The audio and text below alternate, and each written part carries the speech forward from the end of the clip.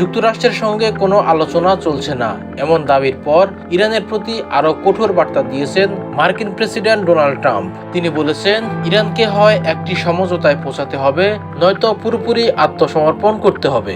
একই সঙ্গে ইরানের বিরুদ্ধে যুক্তরাষ্ট্রের সামরিক অবরোধ বহাল রাখারও ঘোষণা দেন মার্কিন রিপাবলিকান এই প্রেসিডেন্ট। স্থানীয় সময় সোমবার সামাজিক যোগাযোগ মাধ্যম ট্রুথ সোশ্যালে দেওয়া এক পোস্টে ট্রাম্প এসব কথা বলেন।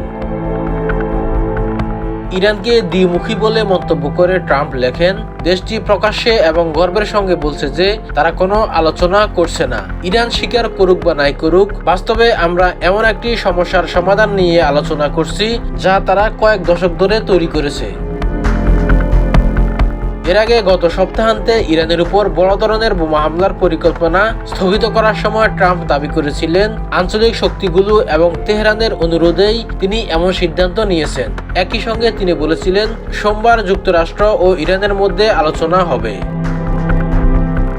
তবে ইরান সে দাবি নাকচ করে দিয়েছে।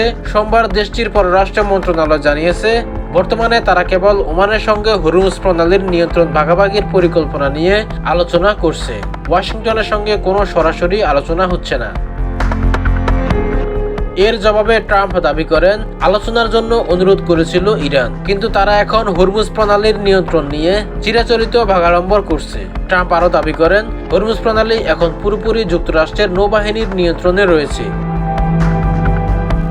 ডোনাল্ড ট্রাম্প হুঁশিয়ারি দিয়ে লেখেন, যুক্তরাষ্ট্রের অবরোধের কারণে আমরা না চাইলে ইরানের দিকে কিছুই যেতে পারবে না, আর কোনো কিছুই যাবে না যতক্ষণ না একটি সমঝোতা হয় অথবা ইরান পুরোপুরি আত্মসমর্পণ করে।